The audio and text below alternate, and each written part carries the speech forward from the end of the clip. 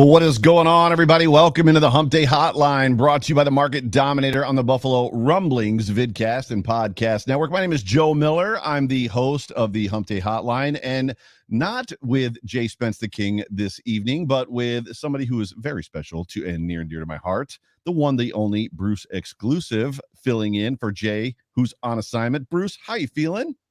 It's a party all the time, Joe. I mean, just disco balls, dancers, the whole thing.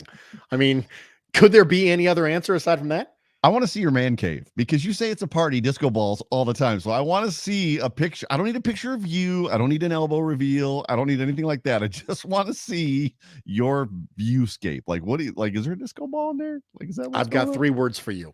Nice try, FBI. Is FBI a word? I don't think so. I think a singular acronym counts as one word, doesn't it? It may, but ladies and gentlemen, it is Hump Day. Hump Day, hump that like, jump on the like button. Do us a favor. If you have not yet subscribed to the Buffalo Rumblings YouTube channel, please do so. Also, we are Super Chat Live. So if you have a question for myself or a comment for myself or for Mr. Bruce Exclusive, you can do that as well. You can super chat us. Got a whole bunch of people up in the room, including my mom. Mom, meet Bruce. Bruce, meet my mom. That's my mom. Hi, Mom. Right now, you're like, wait a minute, your mom shows up to these things? Yes, she does. Brian, my wife is in the comments section all the time. She doesn't say anything. What's her name? Mrs. Nolan. I'm just kidding. But it's good to see everybody jumping in. Bruce, it's good to have you with us. Before we get started, actually, you know what? I'm going to save that for later. But let's start here. And as much as it's weird because we're in the middle of this 11-day break between obviously last Thursday night's game and what's coming up on Monday, which is kind of nice. The Bills are getting a little bit of an extra bye week. Has the savor of the flavor of that Thursday game left your mouth yet? Are you feeling a certain way about it? Is it gone? Have you flushed it? Like, that's the new buzzword around One Bills Drive, is we're gonna flush it. Like, where are you at on that game? I didn't really feel all that much when we were done, because the Buffalo Bills did something on Thursday that anyone should have expected them to do if they've spent any time watching this team this year, which is they beat up on an inferior team. Mm-hmm. Specifically a beat up an inferior team. So they beat up a beat up team. That's what they did.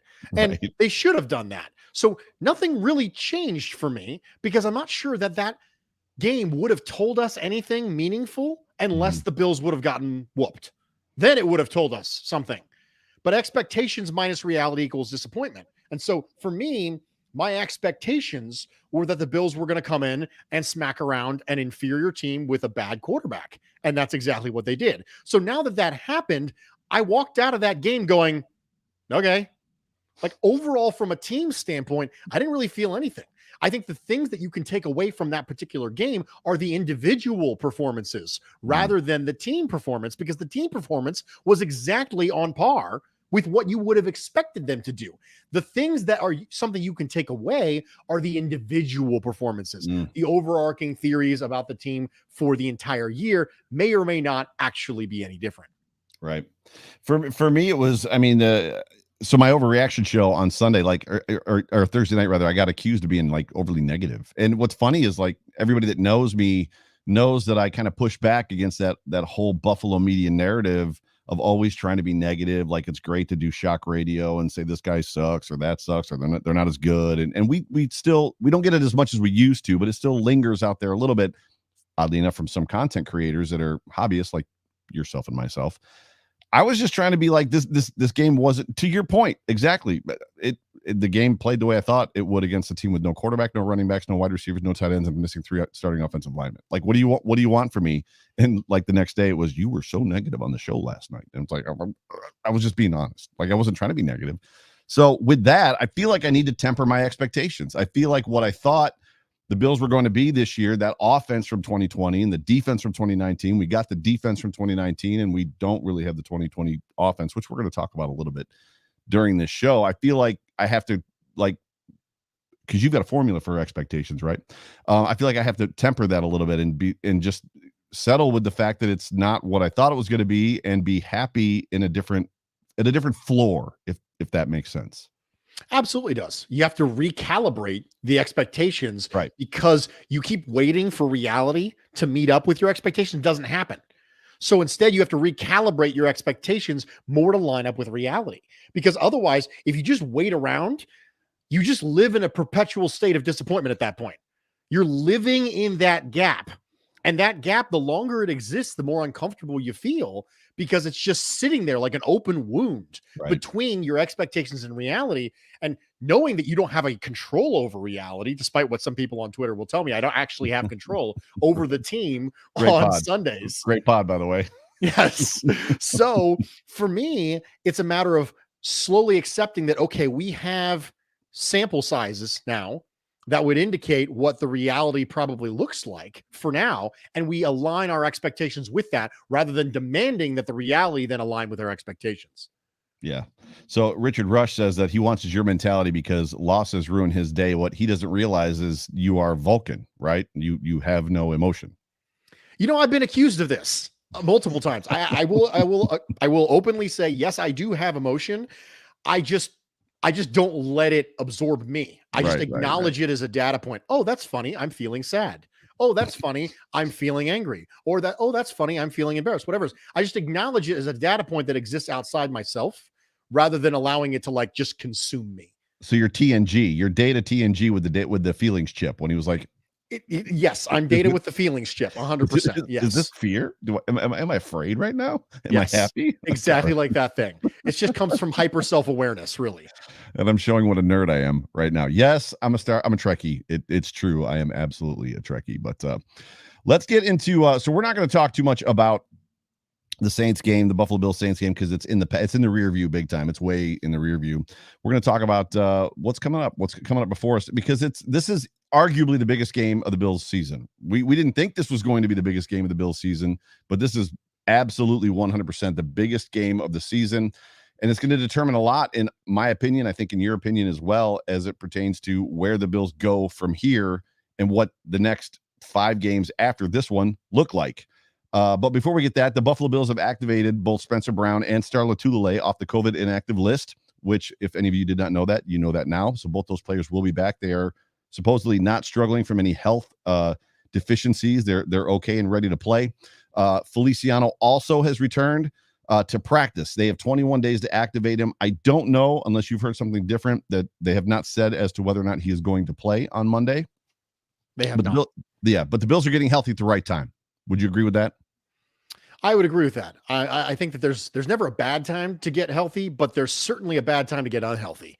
Right. And if I have to pick between losing somebody week 1 for 5 weeks or losing them week 15 for 5 weeks, I'll take week 1, because you assume that this team is probably good enough to be able to make the playoffs without any of those things, that as long as it's, not like Josh Allen. But for me, getting healthy is more about being able to find who you're going to be moving forward, because a lot of teams don't have an identity right out the gate, because every team every year is a little different. There's a different combination of human beings in there, especially offensively. When you lose John Brown, you replace him with Emmanuel Sanders, right? That's a bigger of a deal than you think, right? When you inject Matt Breida into the equation, when you inject Spencer Brown into the equation and move Darrell Williams, every team is its own entity. You can't just say, oh, well, this team's going to look exactly like it looked last year because most of the personnel is the same. But that's not the way this works. Right. That's not how any of this works. So I think it's good to get healthy at the right time, because what it allows you to do is allows you to figure out who you're going to be moving forward. And the teams that get hot at the right time, we talk about that all the time, but it's really kind of a team that figures out who they're going to be at the right time. Yeah. And that's what you can get when you get healthy. There's rumblings out there, and no pun intended. There's rumblings out there. Nobody from our network, so not people from rumblings out there rumbling, but there's rumblings out there that people are excited that Spencer Brown is back because of Matthew Judon. And Matthew Judon, by far and away, or maybe not by far and away, but is clearly having an incredible year this year from the defensive end standpoint, from an end standpoint, rushing the passer for the Patriots. What's weird about that is, I don't know that I sit on that fence. I'm excited to get Spencer Brown back, to move Darrell Williams back inside, to get Cody Ford out of the lineup. But I'm not ready to just say Spencer Brown is going to have his way with Matthew Judon. I almost wonder if Darrell Williams might be a better matchup. I mean, Darrell Williams, if we remember, took care of TJ Watt last year in that Steelers game. It just, I don't know what your expectations are, but that matchup concerns me a little bit. Spencer Brown has played well this year within the context of being a rookie tackle. We need to understand this. So Spencer Brown has played well if you put up the bumpers. Spencer Brown is not a top 10 right tackle. He's not a dominant player. He's not going to be a Pro Bowl player his rookie year. He's been good for a rookie right tackle. Right. He's been one of the better rookie offensive tackles, but that's within the sample size of rookie tackles. So I agree with you. I don't think there's a scenario where you can say, oh gosh, thank God we got Spencer Brown to go up against Matt Judon. There's our eraser right up there. No, he's not. I agree with you. The thing that Spencer Brown gives you is he gives you better guard play because it allows Darrell Williams to kick inside. But that doesn't mean Spencer Brown, we should expect him to come out and play dominantly against Matthew Judon, who is playing out of his absolute marbles this year. It's really a trickle-down effect rather than a one-to-one effect of bringing Spencer Brown back. Yeah, Star Lotulelei is coming back as well, which I'm excited to see Ed Oliver lined up against him, because Ed Oliver, the last couple games without Star has played like a man with his hair on fire. I said that on the Fina show on Monday. I'm excited to see him, kick back to his normal position. That I think it's a 3 technique with Star lined up at the 1 and just kind of sucking up those blockers. We're going to need a big day out of him. I feel like, and we're going to get to this in a minute as well, I feel like he could make an impact in this game. He clearly has the ability to affect games. I think it's getting to the point where teams are beginning to recognize him and see him and probably game planning for him a little bit. I'm not saying that he's Matthew Judon. He's not Joey Bosa or any guy like that, or Cam Hayward, but I feel like he's in that mix. But having Star back is going to shore up the ground game, which is important. Any quick thoughts just about Star being back? I think Star being back eliminates the possibility that you have to use Vernon Butler. And that's a big part. I mean, that's a win. When you activate 2 practice squad defensive tackles over Vernon Butler, you're saying something. And if you bring Star back, then you could say that same thing again this week. You're not required to say, well, you know what? He had his time on the inactive list. I'm sure he's learned his lesson. Let's bring him back. You no longer have to tackle that because you have an additional body at the position that you were previously utilizing Vernon Butler for. So I think that much like Spencer Brown's main benefit is a trickle down through the rest of the offensive line, Star's return is a trickle down through defensive tackle to the point where you no longer are required to make a difficult decision as to whether or not you would like an underachiever at defensive tackle or a practice squatter at defensive tackle. Right. So let's do this. Let's kick off all the analyzations for a minute.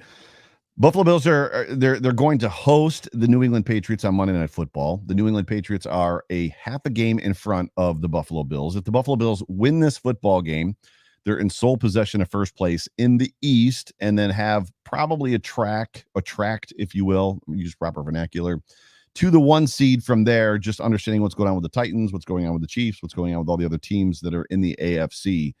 More than that, as a fan, where is your I don't want to say your mind at or your heart, but maybe where is your mind? Where's your heart? Where's your countenance, to use a churchy word? Where are you at with this? The game's about to start. We're 4 minutes away from kickoff, right? And that's when it usually hits us. The nervousness hits us a little bit. And the reality is this game's staring us in the face. We beat the Patriots like we're supposed to, like we thought we were going to do 10 weeks ago, and everything's great. We lose to the Patriots. Where are you at on that? I believe in statement games. I believe in them. A lot of people, don't believe in statement games, because everything changes so significantly week to week. But I mentioned before that last week was the opposite of a statement game. There was only one outcome that would have made a statement, and that was the Bills getting beaten. Right. Any other outcome, the Bills winning by 7 or the Bills winning by 70, wasn't really going to make a statement to me. This game does make a statement to me, because the Patriots have started to find themselves earlier than a lot of teams. I mean, they're on a massive win streak for a reason. Mac Jones is playing perfectly reasonably. The defense has rebounded from a down year last year. They're getting efficient play. They're running the ball effectively. The upgrade from Cam Newton to Mac Jones has been notable this year. And they're starting to get good production the way that they envisioned it happening when they made significant free agent acquisitions this offseason. A lot of the acquisitions that they've made are starting to come around. Hunter Henry is starting to really become, a factor for them. Yeah. Jonnu Smith still a little bit behind, Right. But Matthew Judon, as mentioned before, there was a question coming from Baltimore. Was he a product of a scheme that allows him to get open and run runways essentially toward the quarterback? But the answer is no. The Patriots system is very, very different than the Ravens system, and he's thriving. So Judon ends up looking like a bargain after potentially concern about, red flag, maybe an overpayment. And so they're starting to gel and come together at the right time. And so I think this is a statement game, especially because they're a hot team. They're a team that comes in confident and knows that if they just do the things they're supposed to do, they have a real good chance of winning because they've always been well coached. Yeah. This whole concept with Brady and Belichick after last year, everyone was so willing to bury Bill Belichick that it was all Tom Brady. It was all the Patriots roster being 7-9 last year was an absolute miracle. We talk a lot about Sean McDermott going 6-10 his second year with a terrible, terrible 2018 Bills roster, especially on the offense. And we go, oh my gosh, that might be a better coaching job than it was his first year. Right. That's the way Belichick's 7-9 was last year. Belichick's 7-9, that roster was bad, really, really bad. Top to bottom. And the fact that he was able to get 7-9 out of it, the defense was absolutely devastated by COVID opt-outs. And now he got all those people back, which is basically money in the bank. Then he got some of the free agent acquisitions that are actually turning it around. Things are starting to sort of come together for them. And because of that, I think this is a statement game. So the way I feel about it, my countenance, if you will, the look on my face is, okay, well, show me. And they did. And they did last time that there was a statement game, which I felt the Chiefs game was a statement game. Yeah. And now here's another one. Let's go. Yeah, this game has a very reminiscent feeling for me of the 49ers game, prime time, following the Cardinals loss. I guess we did. What was the game that we played after the Cardinals? For some reason, what's resonating with me is the San Francisco game. I think I got my games mixed up. Was it Cardinals? It was Cardinals and somebody else. I got to look it up. It was Cardinals and then who was it last year? Do you remember off the top of your head? I don't think I understand the question. So who did the Bills play last year after the Cardinals? Bills schedule. There was a bye after the Cardinals. Correct. But then was it immediately the 49ers after that? I've got to come up. I think it might have been the Seahawks. I don't remember. I think it was the Seahawks as well. It was the Chargers. They came out of the bye and it was the Chargers. They came out of the bye and it was the Chargers. But that 49ers game felt to me the way this game feels to me. There was the 49ers we knew had not a bad quarterback, but the numbers were there. The statistics were there, but he wasn't like lighting up the world, but like his passer rating was good. His completion percentage was good. He was playing some decent games. They had a solid defense. Robert Saleh was there. This game has a very reminiscent feeling to me as that game. And I remember feeling this way, like what Bills team am I going to get? Who's going to come out and like, how are they going to play? How are they going to react? And it was funny because they pinned their ears back and they made a statement in that game, in my opinion, to your point about statement games, and they never looked back. It put them on a track like to go straight to the playoffs and effectively straight to the AFC Championship game. This game has a very similar feel to me as that game. People forget that Josh Allen threw 11 weeks last year and Josh Allen threw 11 weeks this year. Pretty similar. Yeah. What happened was Josh Allen went on a real significant hot streak at the end of last year, and that really tipped a lot of the analytics and the metrics in his favor at the end of the regular season. It was a hot start and then kind of a dip and then a slowly getting back up, and then Seahawks 49ers games just took off. Right. Yep.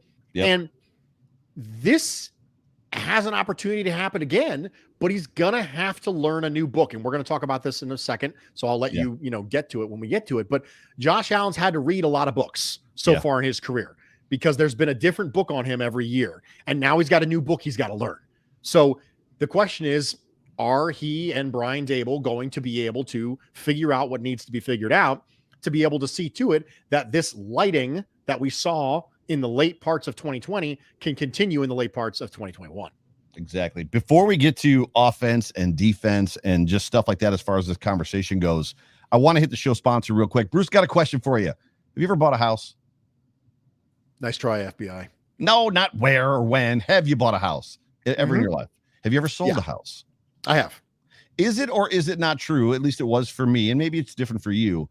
The most frustrating part of the entire process of buying and selling a home. And oh, by the way, I've done it in Ohio, which is different than New York. New York is insane. It takes 2 months to close. It's like there's attorneys involved. It's crazy. But the most frustrating part of the entire process is waiting for the other party's agent. Would you agree with that? That when you're just kind of in the dark and all you know is like, well, we're just kind of waiting. Would you agree that that's the most frustrating ball part? is in their court is a frustrating part of this. You're just like, okay. Exactly. So what do I do now? Exactly. So this is what I would tell you. So everybody here hears me talk about the market dominator, John Spazcheck, all the time. Sponsors this show, sponsors the Overreaction Pod.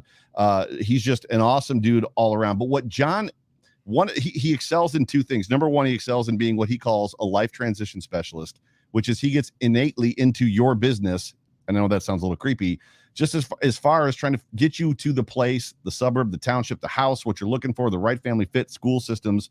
He does all that with you, but he also runs the other team. And by run, I don't mean that he manages them. I mean, he runs them in the sense of he's on them all the time. And there's never that ball is in the other party's court with John. So this is what I would tell everybody in this chat or in the comment section or listening to this podcast right now. If you're looking to buy or sell a house, if you've never done it before, don't take a chance. Call my guy, John. If you've bought or sold a house in the past, and oh, by the way, you've gone through what we're talking about where the ball's in the other party's court and we're waiting to hear from them, and it was frustrating, call John if you're going to do it again, because John is not going to let that stuff happen. John is with Keller Williams, or they are the largest real estate brokerage in the entire world. John is consistently in the top, I think, 5 for Western New York. He can help you outside of Western New York as well. But John is the man, and I've used him. All of my friends have used him. He's great. Call him at 716-570-3298. The number's right there on the screen, 716-570-3298. You can also reach him on Twitter. John is Bills Mafia. His handle is at Your Elite Broker. And John and I will be at the Tampa Bay Buccaneers Buffalo Bills game next week. So if you want to meet John and you're down there in Tampa with the Mafia, you can meet him too. We do have a super chat. So yeah, call John, super chat. Speaking of John DeFazio, look at that. That was a great segue right there. That just kind of naturally happened for me. John, thank you for the super chat. Thank you for being a part of the show. This game is about turnovers. It's that simple. Bruce, is it going to come down to turnovers, this Bills Patriots game? I think when you have two teams that play defense as well as these teams do, I think toxic differential becomes a very significant thing. And turnovers are part of that because there's probably not going to be a lot of explosive plays on offense and probably not a lot of turnovers. Now, in addition, the Bills have had a fumbling problem this year from their ball carriers. Josh Allen, Devin Singletary, Zach Moss, Matt Breida has a fumble, even though he hasn't had that. John in the super chat says, Bills losses, 4 losses, 9 turnovers, and 2 takeaways. Exactly. You lose the toxic differential battle, and part of that is losing the turnover battle. That matters. And so it matters more when there isn't a massive talent gap that can overcome the disparity, because the fact of the matter is there are teams out there that are good enough to overcome sloppiness. And when you are playing a beat up Saints team, for example, if Josh Allen throws 2 picks, la-di-da, you still whoop them 31-6 because they can't do anything to take advantage of it. So I can give you all the opportunities in the world. That's really what this is. Football is about opportunity and capitalization. Mm-hmm. And I can give you all of the opportunities in the world. And if you don't have capitalization, it doesn't matter. The Patriots do have capitalization. They have the running game. They have the points scored. Everyone thinks they're a dink and dud offense. They're one of the top scoring offenses in the NFL. They're number 1 in point differential. No longer the Buffalo Bills. It matters. So they're hard enough to deal with without you giving them additional opportunities. So I agree with John. It's going to be a big part of it. Yeah. I guess the question is, I mean, I would prefer to see, obviously the Bills have 4 takeaways, but if it's not that, I would prefer to see none from either team and just kind of let the chips fall where they may.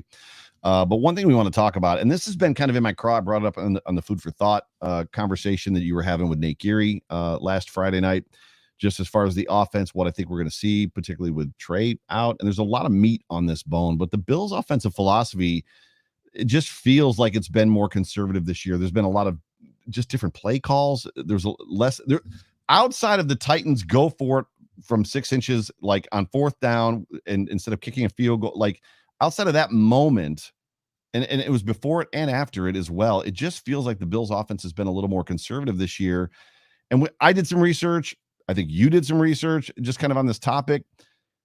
I'm just not sure what we're going to see in this game. And I got to wonder if, and I brought this up, like I said, on food for thought when I was in the comments section. I got to wonder, it seemed like last year the Buffalo Bills had all the chips in the middle. They knew that defense was not going to hold up. They knew that they were going to have to outscore every opponent that they had. And they basically came out guns blazing, right? Guns hot is how they came into every single game. And this year it was almost as if they knew that the defense was good and they didn't have to be as risky. They didn't have to take as many chances. It feels different this year. And I think you agree with me that it feels different, but it doesn't necessarily tell us what we're going to see on Monday. I think that we might actually see a little bit of a return to some opportunity to try to outscore the Patriots versus just, play our game. Let's play our game. Let's let our defense do its thing. And we're just going to score the points we need to score versus pedal to the floor. Do you feel like this offense has been a little more conservative this year, or at least looks it? I understand that it might look it. It is difficult for me because it's hard to quantify conservative. When you go to look for things like conservative, neutral pass rate, Bills still remain high. Average yards per pass attempt, right? That's roughly the same. I mean, average yards thrown the ball downfield. As far as the air yards, basically the same, 8.7 versus 8.8. When you look at pass run ratio, it's basically the same. When you look at all these things, you go, okay, I understand it feels more conservative, but how do you quantify that? Now, I would agree that Sean McDermott feels a little bit more conservative from an aggressiveness standpoint on fourth down. And I think that part of that is because he doesn't feel like he has to get every single one, like you said, because the defense is better. But I think a lot of that is the way that the Bills are being played this year. So early on in Josh Allen's career, the answer and the narrative is something that we have a tendency to forget right now when it comes to how defenses played Josh Allen. We always forget what the narrative used to be because we're so focused on what the narrative is now. But the narrative for a long time coming out of 2019 was, okay, what is Josh going to do to beat cover 0? What's he going to do to beat cover 1? That was like a huge narrative in 2019 because people would man up on the receivers, they would bring pressure, and Josh Allen had no answer. Like that was the book on Josh Allen. Right. And then you go out and you get Stephon Diggs, and coming into 2020, teams are like, okay, this is the book on Josh Allen. And well, that didn't go great. Josh Allen lit him up like a Christmas tree. He had answers for that. And then the back half of 2020, defenses are still trying to figure this out. Now there's a new book on Josh Allen. Josh Allen is now getting the too high Patrick Mahomes treatment. And now they have to figure out how to get away from that. And like is mentioned in this super chat right here from Cam, Dawson Knox is a piece of that, but then Dawson Knox breaks his hand and is out in the middle of the year. Because one of the ways you can consistently get away from too high is seam routes to the tight end or getting yak. And Dawson Knox can help you get yak in an area that the Bills have historically been lacking in. The Bills have been bad at yards after catch for a long time. Now, part of that is Brian Daboll. Part of that is the fact that Brian Daboll is not Steve Sarkisian. Steve Sarkisian, former offensive coordinator at Alabama, now the head coach at the University of Texas, did a offensive clinic where he was talking about the fact that he never, ever wants a receiver to catch a ball while stationary. Ever. He doesn't want that at all. Well, Brian Daboll doesn't ascribe to that theory. There's lots of button hooks. There's lots of out routes. There's lots of in routes, right? And part of that is because Josh Allen throws those routes well. And the routes that Josh Allen throws well are routes that don't necessarily lend themselves to a lot of yak. So where do you generate yak? You can generate it from Dawson Knox, and that can help you get out of too high. But there's going to have to be a scenario where they figure out how to consistently get people out of too high, because normally the answer is going to be run the ball effectively. The reason why Aaron Rodgers sees less too high than Patrick Mahomes is because the Packers can run the ball better.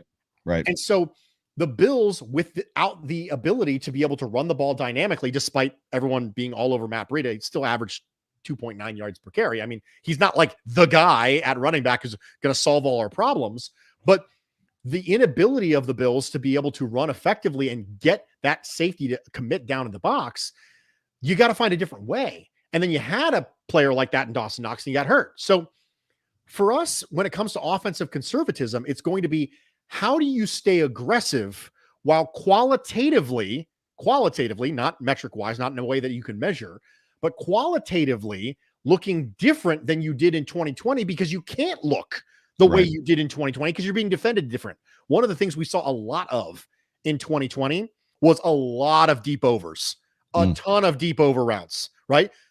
Those routes aren't good against too high. Right. That's the reason you're not seeing a lot of them. Those routes that you saw consistently against the Rams, consistently against the Dolphins early in 2020, that's not something you run against too high. You're literally running your deep over directly into a safety. You don't do that. So if you're getting that, you're not going to see a lot of those big plays. So you have to find different ways to generate big plays against too high. And that's a challenge to be able to do that when you can't run the ball. So I don't think that necessarily the offense has been overly conservative. I think they're just trying to figure out how to be dynamic against a new look when your left hand is tied behind your back. And that is you can't run the ball. It just seems like they're not doing things that they could do. So, for instance, one of the things they can do to pull teams out of too high, Tampa 2, is go 5 wide. Which you and I were talking about this today. They're running basically the same amount of percentages last year in 5 wide. They could go 4 wide, which they basically have done 10% less. I think in snaps was the number that you pulled. Obviously, screen plays, which they're trying to force, and they're not a very good screen team. The under 1, 2, 3 yard routes to Cole Beasley work as well. That one route, and I don't know what it's called, and I reference it all the time, the route that Cole Beasley made a living on in 2019 where he would go up and then cut into the middle and then catch the ball in stride and then dart basically a post from there. He made a living on that. They didn't run that in 2020. They haven't run it yet this year either. There's a lot of plays that they could do outside of just trying to force the run game down somebody's throat that I feel they could take advantage of to pull them out of that too high. They just don't seem to want to do it. They seem to want to he wants to hang back there and wait for the guy to get open. It's weird to me. It's just weird. It's a go concept. It's a run and shoot concept from SMU is what you're talking about with Cole Beasley. And it's an option. It's an option route. And I think that Cole Beasley being banged up is probably one of the reasons why you haven't seen much of it is because one of the choices there leads him directly into a rat safety. If you have a safety who's who's sneaking down, you're going to lead Cole Beasley directly into someone who's going to smash him. Right. And that's one of the options in that go concept. It's choice route from Cole Beasley. And I think that we'd be probably more willing to do it if Cole Beasley didn't have busted ribs. Yeah, for sure. Pamela, sorry for waiting so long on the super chat. I just was obviously working through this concept and your comment fits right in with it. So as to Josh, sounds like he hasn't really improved since last year. He improved a lot within the 2 years before. Do you think he has peaked then? Has he found his ceiling? I don't think personally. Bruce might have a different opinion. I don't think he's found his ceiling necessarily. I think we know where his floor is. I think he's found his floor, which isn't a bad floor to be in. I think it's just more about how does he grow past, to use Bruce's term, he's got to read the next book is kind of where we're at. Would you agree with that, Bruce? I would agree. Qualitatively, he needs to read the next book. If there is a book on you, and I've said this before, I said this a lot when Josh Allen was still developing and we didn't yet know if he was going to be the guy, even though some people would say we knew at the Vikings game when he hurdled the defender. The answer is no, we did not know at that point that he was going to be the guy. But I think that if there is a book on you, you're not a franchise quarterback. It's that simple. If there is a book, if there is all we got to do is do this thing and we'll shut him down, then you're not a franchise quarterback. By definition, a franchise quarterback is someone who you can't shut down. You slow down. He has bad games. Everyone has bad games. Sure. But there isn't this one thing that is the answer. And that's the reason why you take a quarterback like Josh Allen, because he's got so many tools and so many traits that he gives you so many options. We've talked about this a million times before. Traits give you options. And the more options you have, the less likely it is that there's going to be a defense that's going to just be like, oh, well, this is the answer for Josh Allen. This is the answer. So for me, I don't know if necessarily he's hit his ceiling qualitatively. I think there's a very reasonable chance he's hit his ceiling from quantitatively speaking, because last year was an unbelievable year for a quarterback. I mean, Josh Allen, I've said this before, Josh Allen takes home the MVP if Aaron Rodgers doesn't go out of his mind last year. I mean, that was one of the better years for quarterback play in the last 5 or 6 years for Josh Allen. So asking him to be better than that is kind of unfair, to be honest. It's just kind of unfair. Like, oh, well, Josh, you did good. You got to do better. He's sitting there going, like, there's a meme of him as a white cat-like thing, just throwing his hands up in the air going, what do you want from me? I don't understand. He's Adam Lambert screaming, what do you want from me? That's really simple. So for me, I think that there is a possibility that qualitatively we haven't hit his ceiling. He's going to know more things at the end of this year than he knows now. He's going to know how to beat more defenses at the end of this year than he knows how to beat now. But quantitatively, I think there's a very reasonable chance we've seen the ceiling, because last year was really, really, really good. And it would be kind of unfair to expect him to be a lot better than that. Yeah, for sure. John Afazio with another super chat. You guys are super chatting it up tonight, and we appreciate it here on the Hump Day Hotline.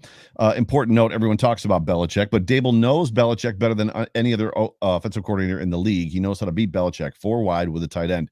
That is an interesting proposition, and I'll be honest, this is one. So I've been racking my brain, and I've been pinging Bruce, I've been pinging Marino, I've been pinging all these guys just about different thoughts that I've had. One of them being, I feel like the Bills have been running 5 wide as much this year as they did last year, which I was wrong on that one. I didn't even think about this one. Did they run a lot of 4 wide with the tight end last year against the Patriots? And the first, I've got some numbers. The first Patriots game last year, they ran the ball more than they did anything. In that second game, though, from your recollection, have you watched that game back, the second one? I have, but I didn't notate this particular thing. I have a question, John, in the comments. When you say 4 wide with the tight end, are you talking about 4 wide receivers and a tight end? Like no running backs at all? Right. Or are you talking about 3 wide receivers, 11 personnel and you're just going spread? Because that's a very, very different concept. Because what you're talking about with 4 wide receivers and 1 tight end, that's a personnel grouping you're not going to see very much, like ever, from anybody. 4 wide receivers. It depends on who the tight end is, right? So it's going to be a Kelsey. I mean, are we talking about Knox entering that kind of pass catching dynamic weapon tight end guy? So he's part of the 5 wide. I mean, that's what you're talking about, right? Yeah, that's an unusual thing for anyone who's not Kansas City to have. Right. Or the Niners with George Kittle, right? I mean, or Mark Andrews. Yeah, the Ravens could do it if they had 4 wide receivers worth doing it with. Right. And if they didn't want to run, run 12 and 13 as much as they want to run it. Right. If they don't, so for me, it's Dable against Belichick. I don't think it's necessarily an easy win for Dable. I don't think that's the way to approach this, because Belichick against former Belichick assistants, you should look that up sometime. It's not pretty for former Belichick assistants. It's a little bit like Saban versus ex-Saban assistants that aren't Kirby Smart, right? It's a scenario where the master historically remains the master and the student doesn't typically take over. That's not something that happens very often. I'll never forget the Broncos with Josh McDaniels against Belichick, and they actually beat him. And everyone was like, this is it. This is it. Josh McDaniels has taken the mantle. And of course, 1 year later, he drafted Tebow in the first round and the whole thing imploded and he got fired. So that didn't work out great. Didn't he do that with Kyle Orton? Didn't he beat him with Kyle Orton? Yeah, he did. The wild stallion formations from him. That's what they called him. It was a fun thing. So John says basically the running back goes in motion, spreads out. So it's actually 3 wide receivers is what my guess would be. The running back is a wide out, and then the tight end in the formation as well, which would give them 5 wide. Okay, so it's 11, but it's spread at this point, is what he's talking about. Yeah, correct. I think that it works if you have the ability to go empty consistently, which the Bills did go empty a lot against the Steelers, and it did not work out well. So I wonder if they go back to that level of empty, because they maybe feel a little bit better about their offensive line now than they did week 1 against Pittsburgh, because that did not go well at all. Because what you're doing is you're just removing the threat of essentially any run that's not a quarterback draw, which means now the rush angles are changed fundamentally for your defensive pass rushers. Rush angles are markedly different because I don't have to account for a bunch of things that I would otherwise have to account for if there was a running back in the backfield, or anybody in the backfield, mind you. So I think that this team's identity, after they dabbled in a lot of 10 personnel week 1 and it did not go well, this team's identity got back to 11 personnel. And that's kind of what they've stuck with moving forward. I would not anticipate a drastic change to that, because I really do think that that's getting your best players on the field. Right. It's getting your best players on the field when you go 11.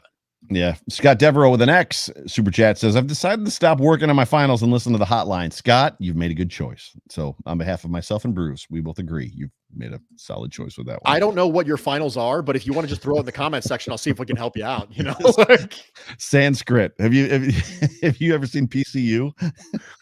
You're majoring in a 2,000-year-old dead language. Yes. So I actually did some charting of my own, and I did it today just because I knew that we were going to be talking about, I wanted to talk about just offensive philosophy, because I have another piece that we're going to wrap up this whole conservative philosophy thing with that doesn't really fit the narrative that I think you like to kind of live in. So I just want to ask you about it just as friends.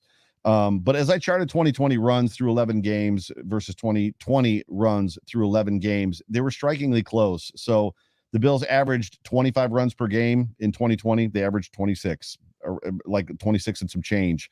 Overall, in 2020, there was 277 runs in the first 11 games. That was with 3 losses. The Bills this year have averaged 286 runs, and that's with 4 losses. Josh Allen actually has run the ball 20 less times this season than he did last season to this point. And I know this is just mumbo jumbo garble. And then I did throw in the caveat of the losses. So in 2020, if I took out the 3 losses, one of which was, they beat the Pats. Sorry. If I took out the 3 losses, they actually averaged 27 runs per game. And then this year without the losses, they averaged 20.5. So they actually they're running it a couple more attempts more this year than they did last year, but it's not striking. And I think what's weird, I think the most striking thing for me in this stupid thing is that right there, they ran the ball 38 times against the Pats at home and almost got beat because of it. And I think if they're going to do something, that's not the answer. Let's not do that, because we saw them light them up with Josh Allen in the second game against the Patriots in New England, and it worked well. That was when Belichick threw his Microsoft Surface against the wall and destroyed it, if you remember, imploded it. The Patriots in that first game essentially dared the Bills to do it. They had light boxes and they were in dime the vast majority. No matter what kind of personnel the Bills rolled out, the Patriots said, I don't believe you. I simply don't believe that you can run the ball effectively. Right. We are going to plan for the pass. We're going to formate for the pass. We're going to personnel for the pass. And if you run, I don't believe it. I'm sorry. I don't believe it. Now, one of the pieces that they can use to do that is Kyle Duggar, and he recently got put on the COVID list. So that changes things. But Bill Belichick was just throwing waves and waves of defensive backs at the Buffalo Bills last year in the first game and just saying, I don't believe you. I don't think you will, stay patient. Because if you see a 6-man box and tons of defensive backs on the field, you're supposed to be able to run the ball. That's what you're supposed to be able to do. And Brian Daboll and Josh Allen consistently checked or called into a run and said, this is what the defense is telling us to do. We're going to do it. And the Bills weren't overly effective at doing it last year. And they haven't been overly effective so far this year in doing it. So there's always this weird, strange concept when you're not a complete team. And the Bills are not a complete team. But nobody is really a complete team. Complete teams are hard to find. But when you don't have a complete team, there is always a strange friction between what I do well and what they do poorly. There's always a weird, unstoppable force versus immovable object theory. Right. Okay, I don't run the ball well, but they're showing me 6-man box with defensive backs all over the place, which in all semblances of football tells me I'm supposed to run the ball, but I don't do that well. But they don't defend it well in this situation either. So what do I do? There's always that weird conflict. And there's always going to be people who say, no, this is what we do. We're going to throw the ball. Okay, you're going to throw the ball into dime on 3rd and 1 with 6 defensive backs sitting there and a 6-man box. Like, what are you really? So at some point, there has to be a balance between what I do well and what they're telling me that they're going to give me, because every defense gives you something. And it's fascinating to see how you do. And this is one of the reasons why Sean McDermott keeps harping about being a 2-dimensional football team, is because you have to be able to take advantage of the things they're giving you. We already talked about this. Football is about opportunity and taking advantage. And if they're going to give you the opportunity, you're incapable of taking advantage of it, that's a problem. So I think it's going to be fascinating to see what the Bills decide that they're going to do if faced with Belichick just giving them the run. Just saying, here you go. Just have it. I don't think you can do it. I don't think you'll stay patient. I don't think you'll stay effective. I think you're going to screw up eventually. I'm going to keep giving you light boxes and tons of defensive backs, and I'll make you do it. Yeah, I hope they don't fall into that trap. I mean, that's the next scrolling line at the bottom is every defense is beatable. The question is how. Obviously, the Titans rushed for over 240 yards in that game against the last week, and they scored 13 points, and they got trounced by the Patriots. because the Patriots let them do it. But your point exactly. You know what? You just go ahead, run on us, run all you want. We're still going to beat you. I hope the Bills don't fall for that trap. I hope they don't fall into that, because to me, the Bills are not a good running football team. It's not a secret. I don't think you'll disagree with me. And that's not how you're going to beat them. Maybe Breida gets hot, but I don't know. To me, that's the scariest of outcomes, is if they decide, you know what, we're going to run the ball 38 times, because they tried it last year. And thanks to Justin Zimmer punching the football out of Cam Newton's hand, because they were going down the field, they were about to win that game. That game was all but lost on 38 rushing attempts. But that's just me. Do you see a way for them to win this football game if they're running the ball 38 times, 42 times? Yes, I do. And it involves running Josh Allen. Well, okay. Yeah. If he's averaging 8 yards a carry, right? For sure. And here's my theory. If they're going to give you numbers and you're not able to take advantage of it with the numbers you have, you need to exacerbate the advantage. Mm-hmm. And the way you exacerbate the advantage is by getting the numbers on your side with quarterback runs. Yeah. John DeFazio with another super chat. Thank you, John. He says, I think he's going back to his other point about being spread. What I mean is formation-wise, 11 personnel, but moving the running back and tight end around in motion and formations, which I think we got. We can be under the center. We can be under center as well with 11. Yes.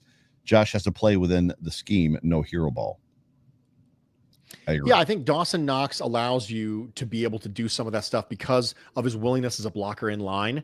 He's someone who you can flex out and have him in the slot. Now, as we mentioned before, the Patriots have an answer to that, and it's Kyle Duggar. And if Kyle Duggar is out, then that becomes something that becomes more of a chess piece. You can move Dawson Knox into the slot. You can move him in the backfield as an H-back, which is something that allows you to get the types of routes that you would get the yak on, which again connects to something we already talked about. One of the ways you can get yak is by starting the receiver, in this case, Breida or Dawson Knox, in the backfield and getting him on a running start. So you can have a swing pass, you can have flat to Dawson Knox, and Dawson Knox can break the first tackle. Mm-hmm. And if that first tackle is not Kyle Duggar, he's probably more than willing to break the first tackle and more likely to do it. So, yeah, I'm completely on board with this. And you have to find ways to deal with too high, and yak is one of them, and Dawson Knox is a piece of that. Yeah, real quick, I want to hit this with you. The Bills game plan, Sean McDermott says, and I'm sure every head coach says the same thing, if not the defensive coordinator does, that their game plan against opposing defenses opposing offenses, is to make them one-dimensional. The question is, in this situation, is what dimension do you give the Patriots, and which one do you take away? Because on the ground, they've been dominant. So do you take the ground game away and put them in a situation where you're going to make Mac Jones beat you? Or do you take Mac Jones away and say, you know what, line up and punch us in the face with Ramondre Stevenson and you're the running backs, and we're going to take our chances that way? I don't like either of the. I don't like this pick your poison situation for the Bills right now. Like, they're going to be in a nickel 4-2. We already know that. They're not even going to come out of it. We know they've established that. So then it just turns into how they're going to what is the chess play here for the Bills? I don't know if you've got insight, but this to me is fascinating. What are you taking away? To me, when I look at the Buffalo Bills and I look at the New England Patriots, what I want Mac Jones to beat me holding the ball. I want him to get to his second read, his third read. I want to work him through the progressions. I want him to beat me down the field, in the pocket, under the gun. Now, I'm not saying Mac Jones is bad in those situations. He's not. Mac Jones is reasonable in a lot of situations. It's not a matter of bad. It's a matter of worse. It's comparative versus absolute advantage. Right. And so what I want him to specifically be forced to do left-handed work. Now, he's good doing left-handed work, but not as good as doing right-handed work. Mm-hmm. So for me, when I look at Mac Jones and I look at the Patriots, and he's played completely reasonably. He's a completely reasonable quarterback right now. He does not look like a historic rookie quarterback, and so you should not defend him the way you defend historic rookie quarterbacks, which is you blitz him until the cows come home. Right. Well, that's not necessarily the truth. I would very much like to force him to beat us, but it's a specific quality of how you have to support them to beat us, how you have to make him do it. For me, it's beat us down the field, second read, force him to hang there and work through the progressions. Yeah, the problem that I love that thought. The problem is if I'm going to be a contrarian, which a lot of times I am on the contrary, I'm a contrarian. The problem that I have with it is, what have we seen from Levi Wallace in this defense? What they asked Levi Wallace to do, they asked him to play 12 yards off his wide receiver, and Dane Jackson is going to do the same thing. So there isn't going to be a working through the first to the second or third progression, because that wide receiver is going to be open on both sides of the field, at which point those guys are going to come down and make the tackle, because that's what they asked them to do. We've all seen it, right? Look at what they did against Tua. What they wanted to do against Tua was they wanted to make his first read be really, really aggressive with that first read, force him to work across field, get him antsy, and let the pass rush get there. Now, the New England Patriots have a much better offensive line than the Miami Dolphins. That's not debatable. However, the principle remains the same, which is what I want Mac Jones to be forced to work through his reads. Yeah. And to do that, you have to be aggressive on the first one. They did it against Tua. So we know they can do it. Now, it's not going to result in the same outcome, because Mac Jones is better than Tua right now. And also because the offensive line for the Patriots is way better. So you're not getting the same results, but qualitatively it looks similar. Yeah. I just have a great fear. And the other piece of this that we're not having a conversation about is the Patriots mapping the Colts game plan with Jonathan Taylor and just charging the ball. So basically charging the ball down our throats. And I know that Starr was not in that football game. I know there was a lot of other breakdowns in that football game. I know that we played soft. To use Joe Marino's term, the Bills wilted on offense and defense in that football game. It got super physical. We know the Patriots are going to be physical against this football team, against our team. They're going to have to man up. They're going to have to pull their pants up, right? And they're going to have to tighten their cleats, and they're going to have to punch them back in the face. And I don't know that we've seen that yet from this football team. It makes me a little bit nervous as well, but we know we have it in them. They did it last year. I'm not saying they can't do it, but Vernon Butler won't be playing either, right? So, yeah. And Tremaine Edmonds is back. And Tremaine Evans is back. Correct, which is also big. I love this topic. So, what does the balance of the season look like for this team, win or lose? So for me, if the Bills lose this football game against the Patriots at home on Monday night, it puts the Patriots in the driver's seat. They are absolutely 100% in the driver's seat. And I'm not saying the Bills are out of it. They clearly could squeak into the playoffs or make it into the playoffs. They potentially pushes them back down into the hunt, which is not where you want to be. You want to be in the solidified playoff spot. But I think on the opposite, if the Bills come out, do what they should be able to do against an inferior opponent, which I still believe the Patriots are an inferior opponent at this point, to me, it paves the way. To me, this is that San Francisco 49er game moment where once they won that game, to your point, Josh Allen was a different player for the rest of the season. He put the team on his back and beat every good defensive coordinator there was that was in front of him. I think that's a similar thing. I think it could race them straight to the 1 seed in the AFC if they win this football game. If they make the statement that you say they need to make, I agree with you that, and the people in the comment section agree too. I think losing this football game is a tough pill, and it's going to be a bad situation. Winning this football game, I think, vaults them to the 1 seed in the AFC. What are your thoughts on just where this takes them, win or lose? As I said before, I believe in statement games. And if the Buffalo Bills lose this game, I think qualitatively it matters how they lose the game. But if they lose this game, then I think the question becomes, can we steal this division from the Patriots? Right. If we win this game, it's can the Patriots steal it from us?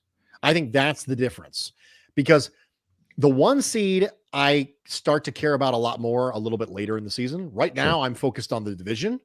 And when I look at the division and I think, okay, well, the Patriots still have to pay the Bills twice, and the Bills still have to play the Patriots twice. So when I look at that, I think to myself, okay, this is the tipping point for the division. And what changes from here moving forward is who steals it from whom. Did you steal it from us, or did we steal it from you? Right. And so that's the way that my mind is thinking going into this game. I think it is changing the narrative on who deserved the division title and who actually got the division title. Yeah, that's good. So Charlie Gross from Built in Buffalo is in the comments section, and apparently it's Charlie's birthday party. It's his birthday. He's having his birthday party with us. No, that's not. I don't know where party came out of my mouth, but happy birthday, Charlie, on behalf of myself, on behalf of Bruce, and all of the Buffalo Rumblings crew. Make this the best year of your life. Let's do this. Why don't we talk So everybody in the comments section, we're going to wrap this thing up here in a second. Unless you've got something you want to talk about, Bruce, any questions you have for me or for just the comment section in general? Anything you want to bring up? I am here at your leisure, dude. I am here at your leisure. You told me to show up. I showed up. I do what I'm told. I'm very compliant. Ask my wife. She'll tell you. You don't be as married as long as I have if you're not a little bit compliant. But the popular thing I think to take away from this conversation so far is that other people go to Chuck E. Cheese for their birthday, but Charlie comes here. So Chuck himself doesn't even go to Chuck E. Cheese for his birthday. He comes to the Hump Day Hotline. So I think that's him and Scott Devereaux, who, by the way, he put in there. It was he put. I don't know if you saw what he's majoring in or what his finals are. It was I think it was some computer language, but SQL. Yes, I did. I did see it. So DM me. We'll talk about it later. Wait, my DMs are closed. You can't do that. Never mind. Do that.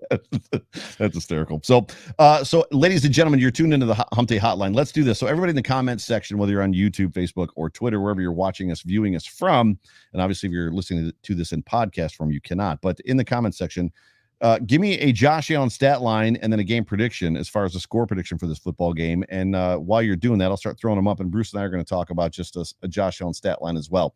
So I was close on the Saints game. I predicted Josh Allen to be around 275. I think I said 2 touchdowns. Obviously, he had 4. I thought that Saints defense was decent enough that it was, there was going to be some trouble there. So my expectations have changed, right? I think on Josh Allen. For this football game, I think I'm in the same spot. I think I find Josh probably right around 280 yards, 290, maybe 300, couple touchdowns, maybe a 1 rushing touchdown. Where do you feel Josh falls into this game if you are a predicting kind of man? I'm not a predicting kind of man, but given the fact that, again, it's your show and I do what you tell me to do, I'll say 220 and a rushing touchdown, because I do think that this is going to be a game that is predicated on the run game, and I think the opportunities will be lower. Gotcha. So then you've got a low scoring football game coming in. That's my takeaway. Yes. The weather, Belichick's history, the way these teams want to go, shortened game, less drives. That's what I'm thinking. Well, the Buffalo Bills, just to remind you, played in Foxborough last year, December 28th, 2020, and they scored 38 points outside in a cold game with some flurries. Yes, but not a lot of accumulation. I don't know if they're supposed to be an inch or 2, I think, of accumulation last time I checked. But to be honest, checking the weather, 5 days out is a whole thing. Yeah. They're actually calling for rain now, 49 and rain. Oh, okay. Well, that would actually be worse, to be honest. Yeah, that would be 80% chance of rain. I'd rather have snow than rain from a passing game standpoint. Yeah, we clearly don't have the hour by hour, so who knows what it's going to be at game time. Cam Geezy says 263 touchdowns and an interception. Richard Rush, 24-33, 278 with 3 touchdowns. John DeFazio, 325, 1 rushing, 3 touchdowns. Nix, Diggs, and Breida. I like his call out there. Daniel Garish, 295, 3 touchdowns. 1 TD running, so 1 on the ground. Jason Taylor, 225, 2 touchdowns, 1 rushing. So what did you give a score prediction? Did you say where you thought they were going to be score-wise? I did not give a score prediction. Do you want to do that? I mean, no, but I will. I will go 21-17 Bills. That's a high scoring game for me, for him to have 220 yards and only 1 rushing touchdown. That to me is that's a high scoring game. Mm-hmm. So you've got higher. It's high. I mean, it's still lower than both of their averages for the year. But you've got them doing a lot of groundwork. If that's the score. I do have them doing a lot of groundwork. Yes. I mean, unless there's a pick 6 in this football game, or like a fumble recovery or a kickoff return, like for a touchdown. Man, I don't know where I'm at score-wise for this football game. I want to see them. I want to see another 38-9 game is what I want to see. I want to see, if you're going to make a statement, make a freaking statement, right? I mean, that's what I want to see. It's tough for me in this football game. Bill Belichick defenses. The good news is this is the 5th or 6th time that Josh Allen is going to face a Bill Belichick defense. I would say that he's arguably gotten better with every time that he's faced a Bill Belichick defense, which probably speaks volumes to him. Who is I don't know why this is popping into my head. You might or might not know the answer. So if Chris Jenke is in the chat section, he'll remember it. Is Josh Allen now the most tenured quarterback against a Bill Belichick defense for the Bills, or was it Fitz still? Or is it still Fitz? It's Fitz. Is it still Fitz? Yeah, I think it's Fitz. With the Bills. I don't mean Bills, then Jets, then Miami. Oh, okay. With the Bills. No. With the Bills, Allen was 18, 19, 20. So that's right. 6 right there. Right. So he's got 6 games. I think it might be that. Yeah, he might be the most tenured Bills quarterback to face Belichick ever, right? Which is crazy to think about. Sorry, sidebar. That's my rabbit trail brain working in overtime. So I don't know. I'm probably in that 24-17 space as well, I guess. I'm probably in that lower scoring, kind of knockdown, drag out. We're all going to be nervous till the gun fires, right? Kind of situation. So I think I'm in that same space. Any final words before we let the people in the chat section go? They're throwing out their score predictions. I probably should be throwing some of those up. Daniel says 20-24 Bills. Jason says 2017 Bills, which is good. Ben in the Kitchen has Josh Allen 252 touchdowns, 1 rushing, 23-14 Bills. I like all these Bills scores. The scores have significantly come down, Bruce. I don't know if you know that. So on my Time to Shine program on Saturdays, we were consistently, everybody was like 43-7. 47-20. So what you're saying is they're aligning their expectations with reality. They are aligning. It all comes full circle, baby. Everything. It's like the Joe and Bruce podcast is like the Marvel Cinematic Universe. It's all connected. It's amazing how we do that. We just do it subliminally as well. Like we don't even plan it necessarily, but oh my goodness gracious. Ladies and gentlemen, thank you so much for being tuned into the Hump Day Hotline here on the Buffalo Rumblings vidcast and podcast network, brought to you by the Market Dominator. My name is Joe Miller, host of the Hump Day Hotline, with tonight's co-host, Bruce Exclusive, at Bruce Exclusive, host of the Bruce Exclusive on the Buffalo Rumblings podcast network, and Food for Thought. Bruce, let's do this. Why don't you tell everybody, even though I just kind of did it, where everybody can find you? Well, if you are so inclined, you could find me on Twitter and Instagram at Bruce Exclusive. And my show, The Bruce Exclusive, drops every Thursday on the Buffalo Rumblings podcast network. And I have a live show just like this one, except it goes live on Friday nights with Nate Geary from WGR. And it's called Food for Thought, where we combine 2 of your 3 favorite F words, food and football. And so we're very excited about that. We always have a good time. It's a kick off your shoes, crack open a beer, and chat with us. It's a very casual atmosphere. It's very, very different. The tone of Food for Thought is very different than the tone of the Bruce Exclusive. And I think it's the duality of man for sure.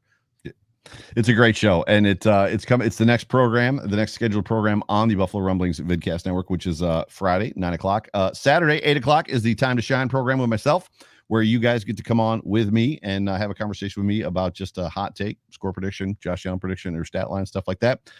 Immediately following that is the Chop Up with JSpencetheKing, Sterling Furrow, and then some other guests. Kristen Kimmick is on the show, and then no, not Sunday, Monday. So this just happened. So this is hot off the press. Monday, there will not be a normally scheduled Off Tackle with John Fina show. The Off Tackle with John Fina show will actually happen at 7:00 Eastern Standard Time, because let's face it, you don't want to watch the pregame Monday Night Football stuff where all they're going to do is talk about Mac Jones. It's going to be 2 hours solid of Mac Jones and MJ10 and him trademarking that and all that crap that's going to happen. So this is what I want you to do. Hot off the presses, 7:00 Monday night, Off Tackle with John Fina. It's going to be myself, John Fina, Jerry Ostrowski, and Glenn Parker. So 3 former Buffalo Bills from the Super Bowl era that all played offensive line together are actually going to be on the John Fina show Monday, 7:00. And then immediately following that game will be the Overreaction post-game show. And then Tuesday, obviously, the Code of Conduct with JSpencetheKing. I think I've said this 3 times already, but one final words. Anything else? Nope, I'm good. Awesome. Well, for myself, Joe Miller, for Bruce Exclusive, Bruce Nolan, go Bills. Go Bills.